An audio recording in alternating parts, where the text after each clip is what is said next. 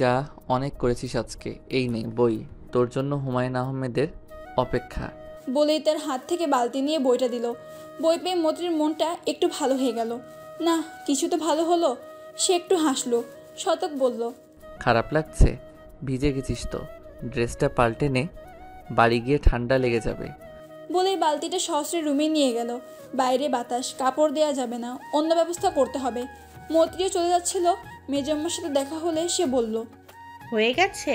তা কাজের বিনিময়ে কি কি দিল দুই ভাই? না মানে আমাকেও তো দিতে হবে তো। আমার কাপড়ও যে ধুয়ে দিলে, চকলেট আর বই। দাঁড়াও, আমিও আনছি, যেও না কিন্তু। এভাবে বলল কেন? মৈত্রীর কথাটা গায়ে লাগলো। তারাই কাজে দিল, বই চকলেট দিল, এখন কেন কথা শোনানো হচ্ছে? আর বিনিময় সে কি বুয়া নাকি? মৈত্রী বই ও চকলেটটা টেবিলের উপর রেখে চলে গেল। সে কি কিছু চেয়েছে নাকি? মৈত্রী যাওয়ার পর সুলতানা খাতুন এলেন কয়েকটি আচারের প্যাকেট নিয়ে। কিন্তু যাকে দিবেন সেই নেই। নজর এলো টেবিলে রাখা বই ও চকলেটের উপর। রেখে গেল নাকি? মনে মনে খুশি হলেন। না হয়ে ছেলের মনোভাব বুঝবে না? ছেলের বউ হিসেবে মৈত্রী মন্দ নয়। বউ শাশুড়ি জমবে ভালোই। চুপ করে হজম করে নেওয়া মেয়েগুলো বউ ম্যাটেরিয়াল। ছেলের পথে বাধা দিবেন? ছেলের পথে বাধা হবেন না তিনি। মৈত্রীটা ভালো মেয়ে, সবচেয়ে বড় কথা তাকে ভয় পায়। হাতের মুঠোয় থাকবে। ছেলের বউকে জ্বালানোর ভীষণ শখ তার। এখন থেকেই একটু বাজিয়ে নেওয়া যাক, কেমন? শত গেল ড্রয়িং রুমে, কেউ নেই, ফাঁকা। টেবিলের উপর তার দেয়া বই ও একটু চকলেট রাখা। মৈত্রী এখানে রাখলো কেন? এখনও যায়নি নাকি? ভেজা কাপড়ে ঠান্ডা লেগে যাবে তো। মা, মৈত্রী আছে কিচেনে? না, ও তো তখনই চলে গেছে। ওর চকলেট আর বইটা রেখে গেল কেন? কি জানি বাবা। শত কপালে ভাঁজ পড়ল। চলে গেল, তবে বই রেখে গেল কেন? রাত 7:10 কি 20। বৈদ্যুতিক সংযোগ বিচ্ছিন্ন আছে। হালকা ঝিরিঝিরি বৃষ্টি পড়ছে। ঠান্ডা ঠান্ডা পরিবেশ। হুমায়রা, হাবিবুর রহমান ও আয়েশা লুডো খেলতে বসেছে মোমবাতি জ্বালিয়ে। ইফতার শেষে সবাই টেলিভিশন দেখতে বসেছিল। হাবিবুর রহমান আইপিএল দেখবেন, তো আয়েশা সিদ্দিকা সিরিয়াল। ব্যাস, দুইজন লেগে গেল। হুমায়রা জানু মুভি দেখতে লাগলো। ঝগড়ার মাঝে মা বাবা ঝগড়া করে আগে সিদ্ধান্তে আসুক, তন্মধ্যে বিদ্যুৎ হওয়া। এতেই দুজন একে অপরের দিকে দোষ দিতে লাগলো। আয়েশা বলল, নাও, কারেন্ট চলে গেল, সব আপনার জন্য। এখন দেখুন খেলা বেশি করে কেমন। না, এখন তুমিই দেখো আয়ু। আমি কারেন্ট চলে এলো দেখবিনি কেমনে। বলেই মিষ্টি হেসে সোফায় বসলো। আয়েশা বেগম কিছু বলবে, এর আগে হুমায়রা বলে উঠল, থামো তো তোমরা, বাইরে বৃষ্টি হচ্ছে, ঠান্ডা ঠান্ডা মৌসুম, হ্যাঁ চলো লুডো খেলি, কি বলো? হাবিবুর রহমান বললেন, যান আম্মা যান, নিয়ে আসো, আজ হয়ে যাক খেলা। আয়েশা মুখ মোচড়ালেন। ঠং, লুডো খেলা সেও বাক্কা। আসল সমস্যা হলো তার বেশিরভাগ দান পুট হয়, ছক্কা কম ওঠে। তবুও খেলতে বসলেন। তিনজন খেলতে খেলতে অনেক মজা করলেন। সাথে চলল অনেক আলোচনা। এক পর্যায়ে আয়েশা বললেন, ইস, আয়াতটা থাকলে বেশ মজা হতো। বলে মন খারাপ করে রাখলেন। কতদিন হয়ে গেল বাচ্চাটা আসে না বাড়ি। হাবিবুর রহমান স্ত্রীর কষ্ট অনুভব করতে পারলেন। সেও বাবা, তারও মনে পড়ে। তখনই হুমায়রা বলল, দেখো এখন সেন্টি হয়ে যেও না, আমি ভাইয়াকে ভিডিও কল দিচ্ছি।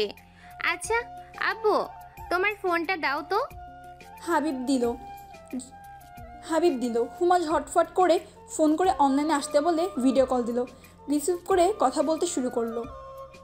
আব্বা মা ভালো আছো? ওই হোমো, কী খবর? ভালো আছে আব্বা, তুমি ভালো আছো? খাইছো?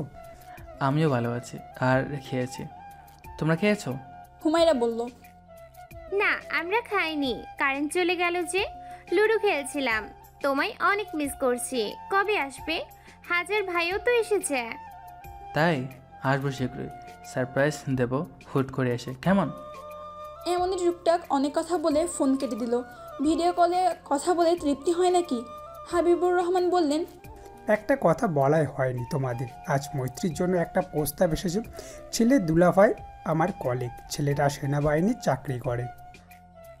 আপনি কি বলছেন? আমি বলেছি, দেখি ভাস্তি আমার এখন বিয়ে দিতে চায় না। ওর বড় ভাইটার আগে সব ঠিকঠাক হোক, তারপর ভেবে দেখব। লোকটা বললো আচ্ছা, ভালো, তাহলে তো ভালোই হয়। আমার শালাটাও এখন ডিউটিতে, ঈদের ছুটি নেই, একেবারে 3 মাস পর আসবে লম্বা ছুটিতে। ও, এখন কি করবে? বড় ভাইকে কিছু বলবে? না, এখন না, ছেলে আসুক তারপর। আর তোমরা বলবে না? কারো কানে যেন না যায়। মৈত্র নাম বুঝেছে। দুজনে মাথা নাড়ালো। একটু পরে বিদ্যুৎ সংযোগ ফিরে এলো। ওরা খাওয়া দাওয়া করে ঘুমিয়ে গেল। গ্রামের সকালে তাড়াতাড়ি ঘুমায়, আবার ওঠেও সকাল সকাল। তারা রাত জেগে ফোন স্ক্রলিং করে না, ফেসবুক, টিকটক, মেসেঞ্জার সময় পার করে না। রাতের বেলায় তারা মেনে চলে early to bed and early to rise makes a man healthy, wealthy and wise. তবে ডিজিটাল যুগে গ্রামের পরিবর্তন লক্ষণীয়। সকালবেলা পাখির কিচিরমিচির শব্দে চারপাশ মুখরিত। গত রাতের ঝিরিঝিরি বৃষ্টির ফলে আবহাওয়া বেশ শীতলতম। মৃদু বাতাসে গাছের পাতা দুলছে। রাস্তাঘাট, বাড়ির আনাচে কানাচে ফাঁকা জায়গায় গাছের পাতা মইল ভিজে পড়ে আছে। বাড়ির বৌঝিরা ঝাড় দিচ্ছে। মৈত্রীও তাদের একজন। মাথায় ওড়না পেঁচিয়ে ঝাড়ু দিয়ে যাচ্ছে। এগুলো রোদে শুকিয়ে রান্নার জ্বালানি হিসেবে ব্যবহার করা হয়। মৈত্রীর বাবা, ছোট ভাই আরও ঘুমাচ্ছেন। তার মা কোরআন শরীফ পাঠ করছেন। মৈত্রীর আজ রোজা নেই, ছুটিতে আছে 6 দিন। কলেজ ও প্রাইভেট দুটোই ছুটি। শতক ব্যাচ পড়াতে যাবে 9ম শ্রেণীর। সহস্র পিছু নিয়েছে, সেও যাবে। এভাবে বাড়ি বসে থাকতে ভালো লাগছে না। বড় আব্বা দোকানে গেলে তার সাথে বসবে। কাজের এক্সপিরিয়েন্স থাকা ভালো, ভবিষ্যতে না কাজে লাগে। 2 ভাই বের হলো, রাস্তায় গিয়ে দেখলো মৈত্রী ঝাড় দিচ্ছে। ওদের দিকে একবার তাকিয়ে পুনরায় নিজের কাজে মনোযোগ দিল মৈত্রী। কাল এত এত কাজ করেছিল 2 ভাই, আর মায়েরা সাথে অপমান ফ্রি। অপমানিত বলে, সহস্র বলল, আরে বইয়ের বোন, কি করছিস সকালবেলা? আম খুঁটি দেখবার পারো না? আল্লাহ গরুর মতো 2টা চোখ দিছে কি জন্যি? শতক মুখ টিপে হাসলো।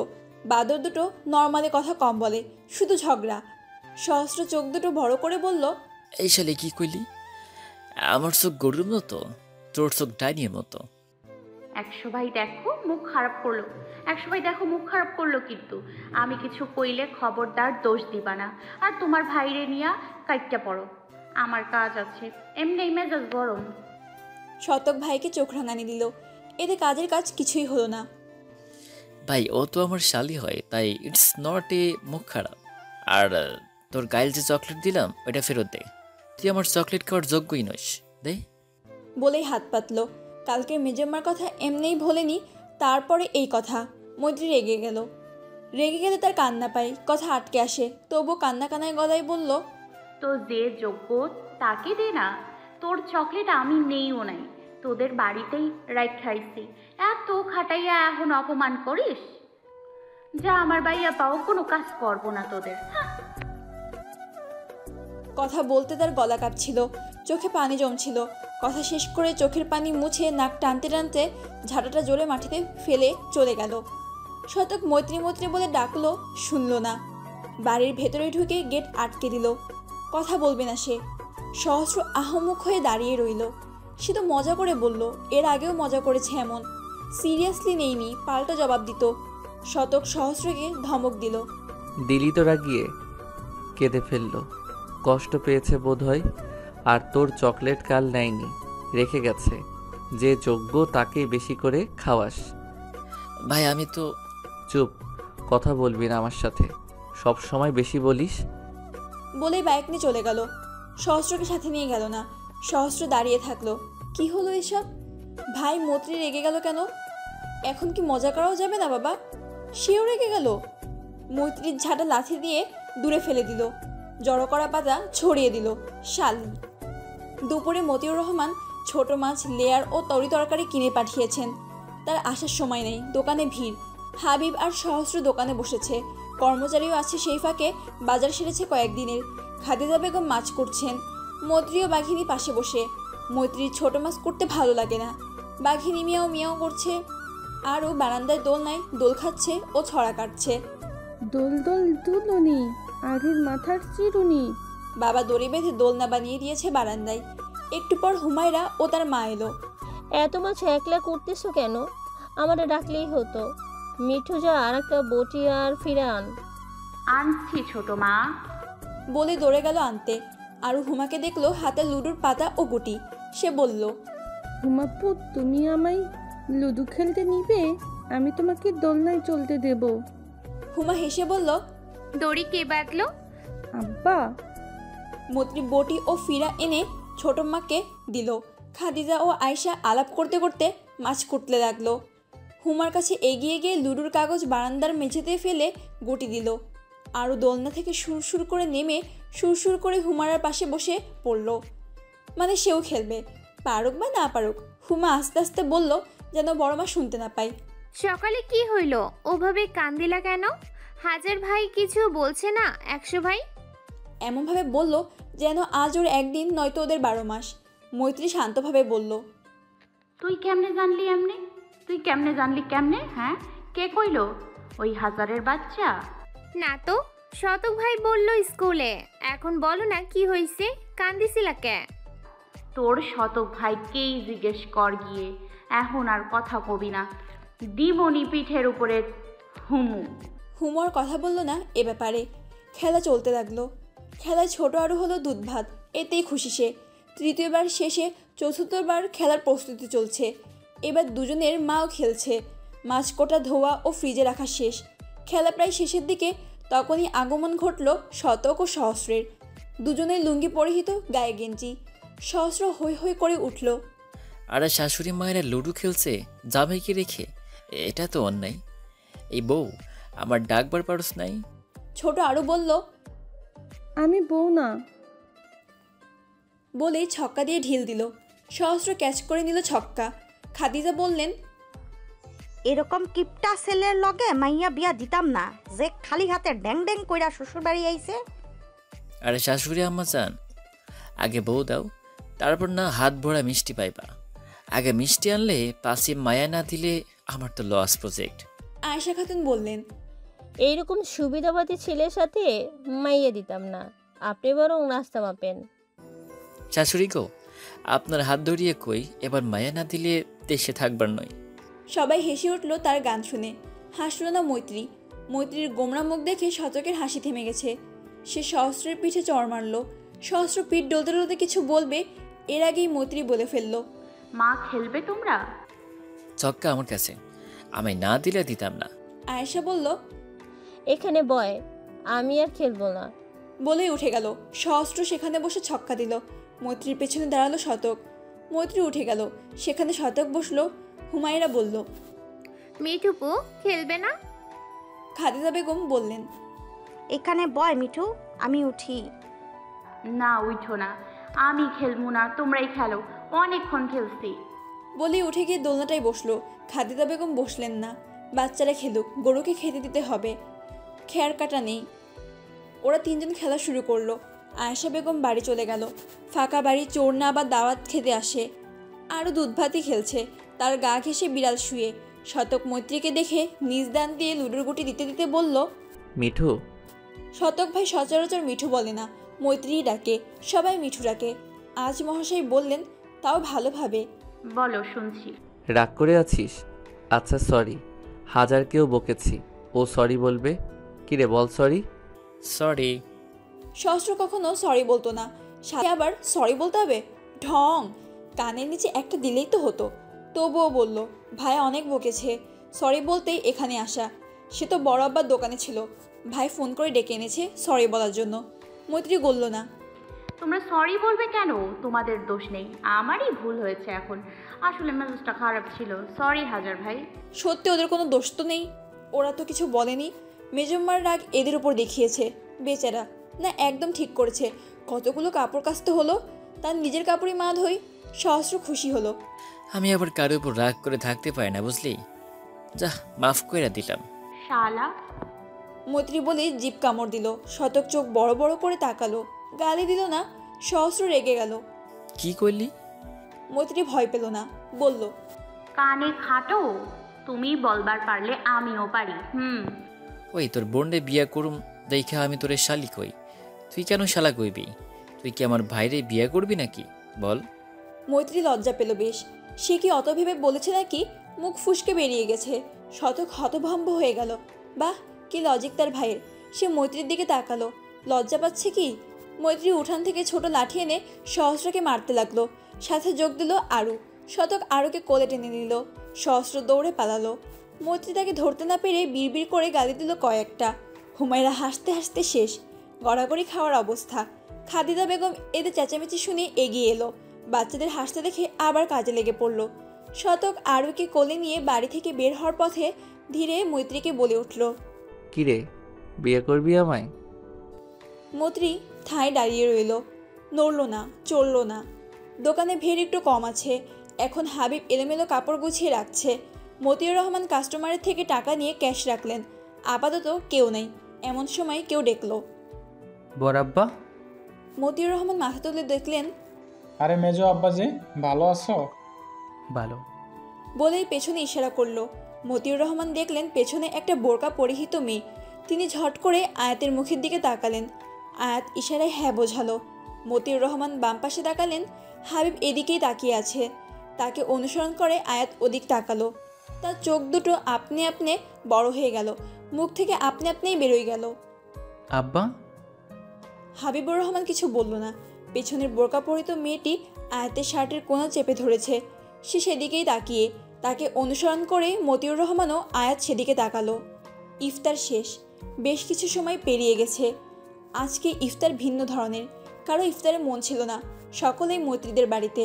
ছোটম্মা, বড়ম্মা, মেজম্মা ও শফি সাহেব বসে আলোচনা করছে উঠানে বসে। আয়াত সেই মেয়েটির মৈত্রীর রুমে। মেয়েটির পরনে সালোয়ার কামিজ, দেখতে মাশাল্লাহ। ইফতারের বেশ আগে এসেছে তারা। শতক নিয়ে এসেছে। শতক বলল মেয়েটির নাম জ্যোতি। ব্যাস, এটুকুই জানে সবাই। শতক কিছু বলছে না। আয়াত মেয়েটি চুপ বনে আছে, একটি কথাও বলছে না।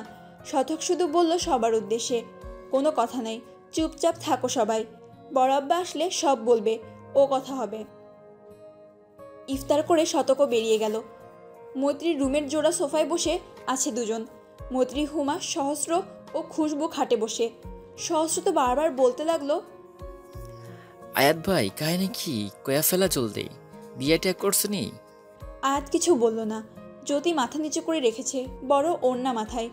সহস্র ছেলেদের পাত্র নয়, সে বিভিন্ন গল্প করতে লাগলো। এর মধ্যে আরও এলো। হুমাপু, ছুটমায় ডাকে তোমায়, তাড়াতাড়ি যাও। হুমা চলে গেল, আরও খুশবুর কোলে গেল। আয়াত ডাকলো, তার কাছে গেল না। খুশবু আরুকে চুমু খেয়ে গাল টিপে বলল, এই আয়াত, কিছু না কইলি, এখন থাইকা যা ভাই, আমরা জ্যোতির সাথে কথা কই।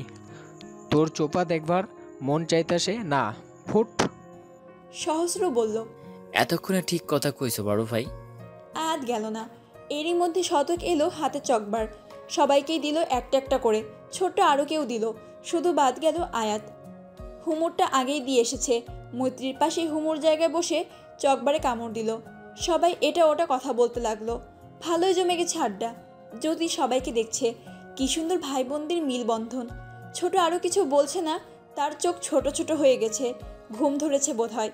ভাইয়ের গলা জড়িয়ে ধরে আছে, সবাই কথা বলতে ব্যস্ত। মৈত্রী ধীমে শতককে বলল, শতক ভাই, ওরা কি বিয়ে করে নিয়েছে? কিন্তু চুপ, এখন কাউকে বলবি না। ওকে, তবে ছোট ভাই বিয়ে করে নিল, তুমি কবে করবা? আমার বিয়ে নিয়ে পড়লি কেন? হাজারের কথা সত্য নাকি? বিয়ে করতে চাস আমায়? সামথিং দাঁড়া, তোর ভাইকে বলি। বলেই খুশবুকে ডাকলো। মৈত্রী মাথা কাজ করা বন্ধ করে দিল।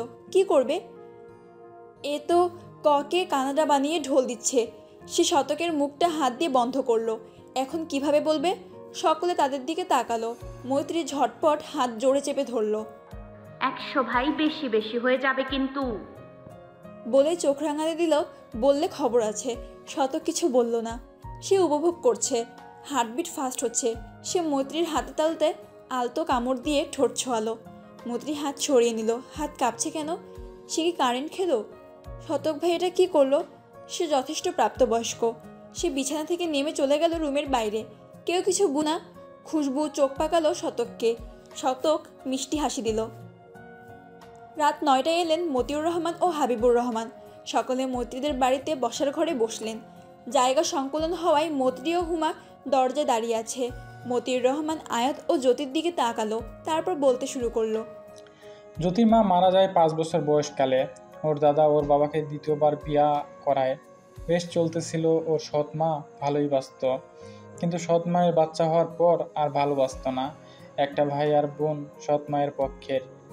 তাগর দেখাশোনার কাজ যতই করত, সৎ মা ভালো না বাসলেও বাবার সামনে কিছু কইতো না, কিন্তু পিঠ পিছে অনেক কিছুই কইতো। জ্যোতির বাবা জাকির সাহেব বেশ প্রভাবশালী লোক ছিলেন, টাকা পয়সাও কম আসিল না, তার সহায় সম্পত্তিও বেশ। ভদ্রলোক জ্যোতিকে বেশ স্নেহ করতেন, অন্য ছেলে মেয়েদের থেকে বেশিই ভালোবাসতেন বোধ হয়। তিনি বুঝবার পারেন এখানে তার মাইয়া ভালো নাই, তাই তিনি জ্যোতির বিয়া ঠিক করেন বন্ধুর ছেলের সাথে। কিন্তু তিনি হঠাৎ মৃত্যুবরণ করেন আজ থেকে 6 মাস আগে। তার মৃত্যুর পর বিয়াটা ভাঙা যায়। ছেলেটি আগে থেকেই অন্য কোনো মেয়েকে পছন্দ করত, বাবাকে বলেছিল, মানেনি। জাকির সাহেব মারা যাওয়ায় ছেলেটির বাবা মানা করে দেয়। হয়তো ভেবেছিলেন মা মরা মেয়ের সুখের আশায় বেশ ভালো কিছুই দিবেন। কিন্তু এখন এরপর শুরু হয় জ্যোতির কষ্টের জীবন। সৎমা তাকে রাখব না, তাকে মামুর বাড়িও পাঠাইয়া দেয়। ওর মামারা আয়াতুল যেখানে ভাড়া থাকে সেইখানের ভাড়াটিয়া। আয়াতুলের মেয়েটিকে ভালো লাগে। একদিন কথা কইতে যায়, ওর মামি দেখে ফেলে। মামাকে কইলে তিনি এসে জিজ্ঞেস করে ভাগ্নিকে ভালোবাসে কিনা। আয়াতুল আমতা আমতা করে, কিন্তু পরে স্বীকার করে। তিনি আয়াতুলের কাছে ভাগ্নির বিয়ের প্রস্তাব দেন। যদি ভালোবাসো তো বিয়ে করো আজকে, নয়তো কখনো না। মনে রেখো। তার মামা তো হয়তো বোঝা কাপ থেকে নামায় ফেলতে চাইছিলেন। তখন সেজো আব্বা আমায় কল করে সব কয়। আমি হাবিব রে কইতে বললে ও ভয় পায়, বলে বাবা মানবে না, প্লিজ তুমি কিছু করো। তাই আমি অনুমতি দেই। হাবিবকে বলতে চাইলাম, কিন্তু মন টানলো না। কালই বিয়ে সম্পূর্ণ হয়েছে। ওর মামা তাৎক্ষণিক কাজী ডাইকা আনেন। জ্যোতির মতামতও নেয়নিও হয়তো। এখন সবাইরে কইলাম, কারো কোনো সমস্যা? আব্বা আমার কোনো ভুল কাজ করে নাই, বিয়ের আগেও অনুমতি লইছে, আর আম্মাও ভালো। বলেই থামলো।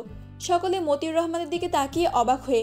মেয়েটির দুঃখ বড় কাহিনী শুনে সবার মন নরম হলো। আর মতিউর রহমানের কথাই শেষ কথা। সবাই তাকে বেশ মান্য করে। আর আয়াত তো মতিউর রহমানের থেকে অনুমতি নিয়েই কাণ্ডটা ঘটালো। হাবিবুর রহমান কিছুই বলল না। ছেলে তবে অনুমতি নিয়ে সব করেছে, কিন্তু তাকে বললে কি হতো? সে কি জল্লাদ বাবা নাকি? সে ভিলেন হয়ে দাঁড়াবে। সে ছেলের সাথে কথা বলবেন না, আর তাকে না বললে মায়াকে বলতে পারতি। আয়েশা রহমান বেগম, সে ছেলের সাথে কথা বলবেন না, আর তাকে না বললি মায়াকে তো বলতে পারতি। আয়েশা বেগম নরম মনের মানুষ, তিনি সব ভুলে গেলেন।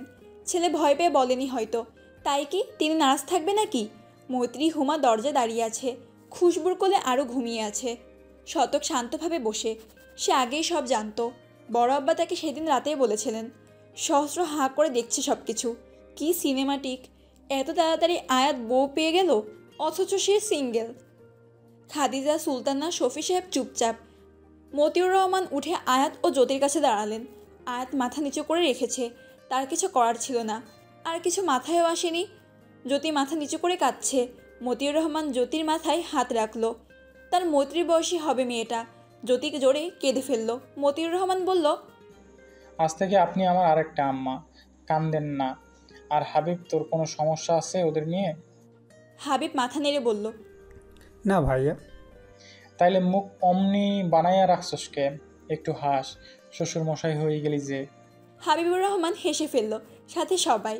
মতিউর রহমান আয়েশার দিকে তাকিয়ে বলল, তোমার কোনো সমস্যা আছে আয়েশা? ছেলে একাই বিয়ে করলো, কষ্ট পাইছ? না ভাইয়া, আমার ছেলে তো খারাপ কিছু করে নাই, ভালো কাজ করছে। একটা চাঁদের মতো বউ আনছে। আমরা তো এমন সোনার টুকরা মেয়ে খুঁজেই পাইতাম না। সহস্র এতক্ষণ চুপ ছিল, কিন্তু এখন পারল না। তার পেটে কথা না বলার জন্য গুড়গুড় করছে। ছোট আম্মা, আগে তুমি ঠিক করো তো, তোমার ছেলের বউ চাঁদের মতো না সোনার টুকরা? না মানে দুইটা একসাথে মিলতাছে না। তার কথা শুনে সবাই হাসলো। মতিউর রহমান বললেন, আরেকটা গুরুত্বপূর্ণ কথা, সবাই শুইনা রাখ। এসব কথা তো বাতাসে উড়ে। তাই কাল শুক্রবারে ইফতারের পরে অগর আব্বার বিয়া দিমু মৌনমি রাখিয়া। গ্রামের কয়েকজনের কইতে হইব। আর আয়শা, তোমার বাবার বাড়িতে সবাইরে আসতে বলবা। আর সব আয়োজন সম্পূর্ণ হওয়া চাই। আর যদি আম্মা আইস রাত আম্মার কাছে থাকবো, আমি শাহিনুর আপা আর মবিন ভাইরে ফোন দিয়া আমারে নিয়ে আসতে বলি। হাবিব, তুই মোহনা আর হাকিমরে বল। আর শফি হাবলার মতো তারাই আসস কে? বড় আমারে আইতে ক। বাচ্চা কাচ্চা নিয়া তাড়াতাড়ি করবি সব, কালই সব হইব। বলেই চলে গেল। সবাই মাথায় হাত, কাল বিয়ে, এত কাজ কিভাবে হবে? জুম্মার দিন, সাপ্তাহিক ছুটির দিন। হাবিবুর রহমান বাড়ির পরিবেশ আজ রমরমা। ছেলের বিয়ে বলে কথা। বাড়ির সকলেই ব্যস্ত সময় পার করছে, বাদ যায়নি খোদ বড় সাহেব। বাড়ির মেয়েদেরও বউদের ব্যস্ততা বেশি। ময় মশলা বাটা, পেঁয়াজ কুচি, সব কিছু লিস্ট বানানো, ইত্যাদি ইত্যাদি। বাড়িতে মানুষের ভিড়। হাবিবুর রহমানের দুই বোন শাহিনুর ও মোহনা, ওরাও এসেছে। শাহিনুর রহমানের স্বামী মুবিনুদ্দিন একজন ব্যবসায়ী, অর্থ সম্পদ বেশ, নিজেকে নিয়ে বেশ গর্ব তার। এক কথায় বলা চলে অহংকারী টাইপ। তাদের 3 ছেলে মেয়ে। বড় ছেলে শান্ত, বিবাহিত, বাচ্চা কাচ্চাও বড় হয়েছে। মেজ মেয়ে মনিরাও বিবাহিত, বাচ্চা কাচ্চা আছে। ছোট ছেলে নীর অবিবাহিত, গ্র্যাজুয়েশন কমপ্লিট করেছে সবে। শাহিনুর, মুবিন ও নীর এসেছে দুপুরের আগে। আর এক বোন মোহনার স্বামী হাকিম মণ্ডল, নিতান্তই ভদ্রলোক, একেবারে মাটির মানুষ একজন, রিটায়ার্ড প্রাপ্ত অফিসার, ভূমি অফিসে কাজ করত। তাদের 2 যমজ মেয়ে চড়ুই ও বাবুই, দুজনের সহস্রে বয়সী। মোহনা বেগমের চড়ুই বাবুই হওয়ার আগে 2বার কনসিভ করেছে, বাট মিসক্যারেজ হয়ে যায়। ওরা সকলে এসেছে। আয়েশা সিদ্দিকার বাবার বাড়ি থেকে তার ভাই আইনাল, তার স্ত্রী ও বাচ্চা কাচ্চা বোন ফারজানা, তার মেয়ে এসেছে। আয়েশার বাবা মা বেঁচে নাই। শবনম, তার হাজবেন্ড আকিব শেখও 2 ছেলে, চন্দ্র, মেয়ে বিন্দু এসেছে। চন্দ্র 6-এ ও বিন্দু 3-তে পড়ে। হাবিবুর রহমানের বাড়ির সামনের উঠানে সবাই বসে আছে। মৈত্রী মশলা বাটছে, তার মা বড় রুই মাছ করছে। আয়েশা গরুর গোস্ত ধুচ্ছে। আয়েশার বোন ফারজানা মুরগি কাটছে ও ভাবি মুক্তি বেগম আলু কাটছেন। সুলতানা খাতুন চাল ধুয়ে দিচ্ছেন। মোহনা লেবু, শশা, পেঁয়াজ কুচি করছে। বাবুর্চি রান্না করবে, তারা শুধু সব এগিয়ে দেবে। মতিউর রহমান দোকানে। ঈদের বেশি বাকি নেই, এর মধ্যে দোকান বন্ধ রাখলে ব্যাপক লস হবে। ইফতারের আগেই আসবে সে। জ্যোতি মতিদের বাড়িই আছে, এখনও বের হয়নি। হুমায়রা, চন্দ্র, বিন্দু, মৈত্রীর দাদি, মুর্শিদা আরও অনেকে ওখানে নতুন বউয়ের কাছে গোসল করাচ্ছে হলুদ দিয়ে। এরপর মেহেদি দিয়ে দেবে। খুশবু শতক বাবুর্চিদের সাথে হেসেলে খুঁড়ছে। আরও তাদের পাশে দাঁড়িয়ে আছে। ছোট্ট আরু তার ভাইয়ের পাগল। সহস্র ও আয়াত আরও কয়েকজনের উপর ইফতারের ভার পড়েছে। হাবিব, শফিউর, শবনম ও আকিব শপিংয়ে, নতুন বউ ও বরের কেনাকাটা, আরও কিছু জিনিস কিনতে। মৈত্রীর বড় ফুপু চেয়ারে বসে সকলকে হুকুম দিচ্ছে। তার পাশে মুবিনুদ্দিন বসে। মৈত্রীর বিড়াল 2বার তার পায়ে লাথি খেয়ে মিয়াও মিয়াও করে মৈত্রীর পাশে বসলো। একটু পরে আরও এলো, মাকে বলল,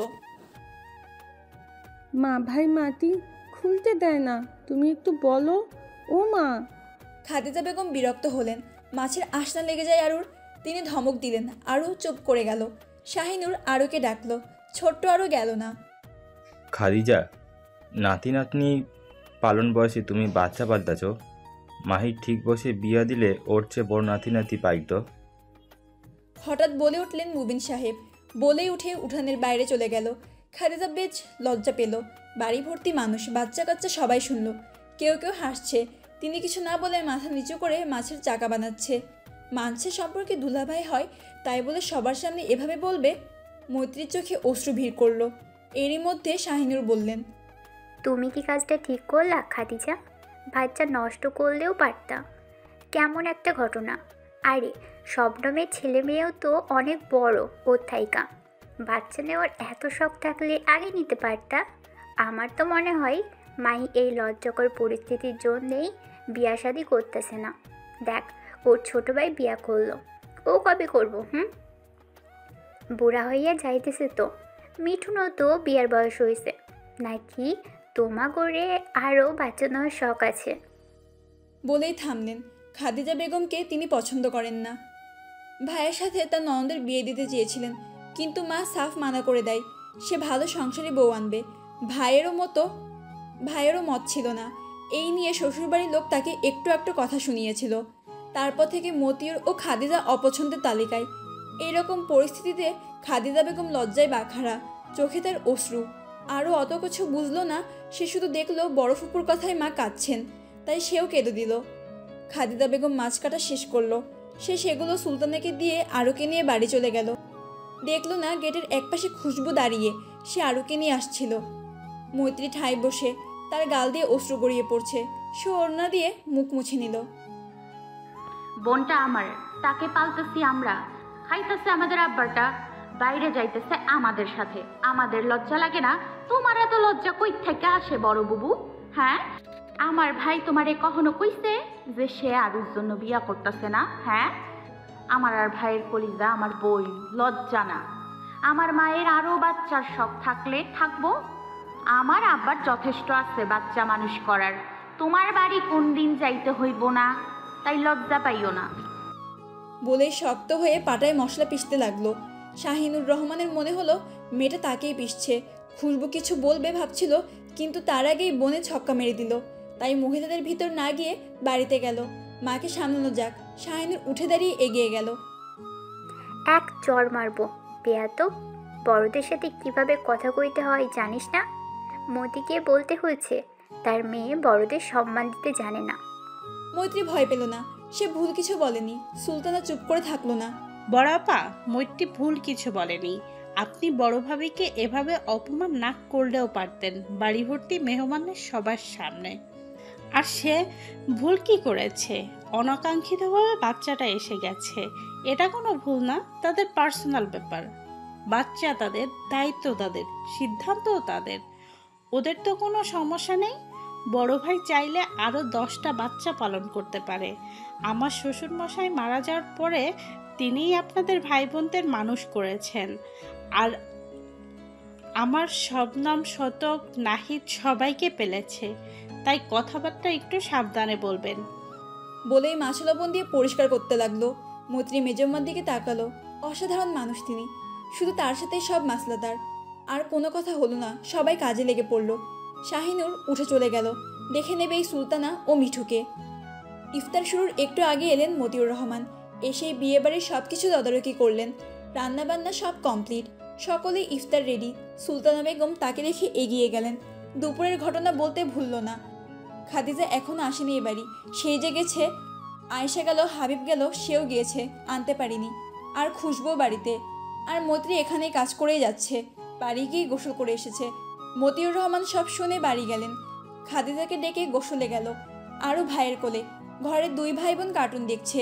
মতিউর রহমান গোসল থেকে বেরিয়ে খাদিজা ও ছেলেকে বললেন, রেডি হয়ে ও বাড়ি চলো, 2বার যেন না কোয়া লাগে।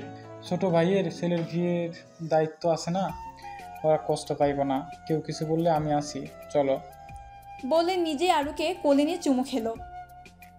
বিয়েবাড়ি জমজমাট, ইফতার কমপ্লিট, মেহমান আসা শুরু করে দিয়েছে। মেম্বারকে দাওয়াত করা হয়েছিল, তিনি আসেনি। তার 2 ছেলে মেয়ে এসেছে, ঝর্ণা ও নীরব। ঝর্ণাকে দেখে মৈত্রী খুশি হলো। আরে ঝর্ণাপু, তুমি আসবে বলনি? আমার তো বিশ্বাসই হচ্ছে না। নীরব ভাইয়া ভালো আছেন? নীরব মাথা নাড়ালো, তার শরম লাগছে।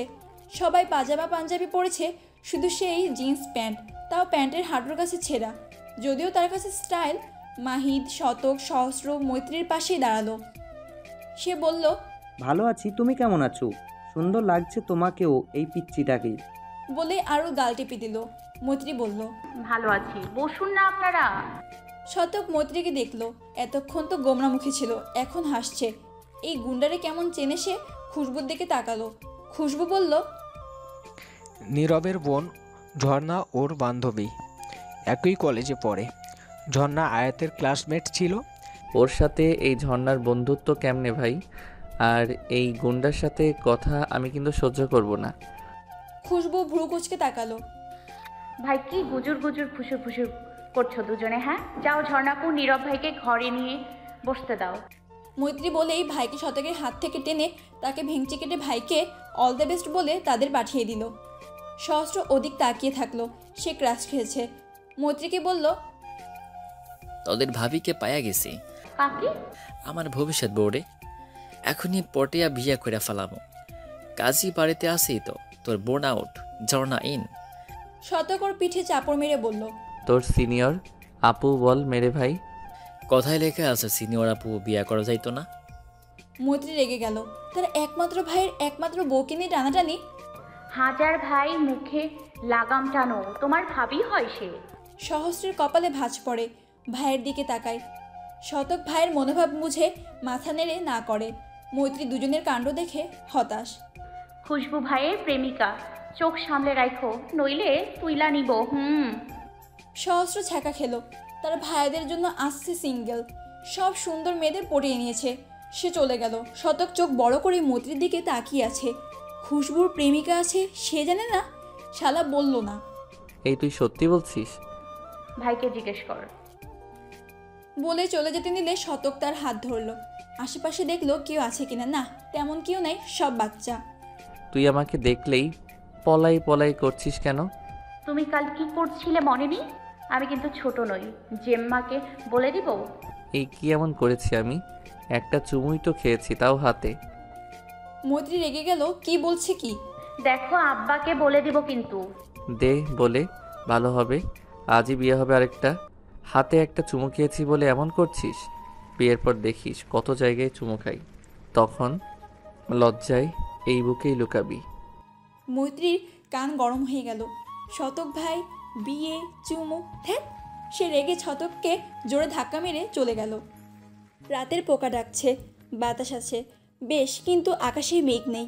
চাঁদ পুরোটা দেখা যাচ্ছে। চাঁদের আলোয় আলোকিত মাঠঘাট, রাস্তা। হাবিবুর রহমানের বাড়িতে হইচই, যেটা প্রতিটি বিয়ে বাড়িতে সাধারণত থাকে। মৌলভী সাহেব বিয়ে পড়িয়েছেন মাত্র, এখন মোনাজাত ধরেছে সকলে। বিয়ের নিয়ম অনুসারে মোনাজাত শেষে সকলকে মিষ্টি জাতীয় কিছু দেওয়া হয়ে থাকে। শতকের হাতে গজার ডিশ, সে সকলকে দিচ্ছেই গজা। বউ ও বর্ষাহাবও বাদ যাবে না।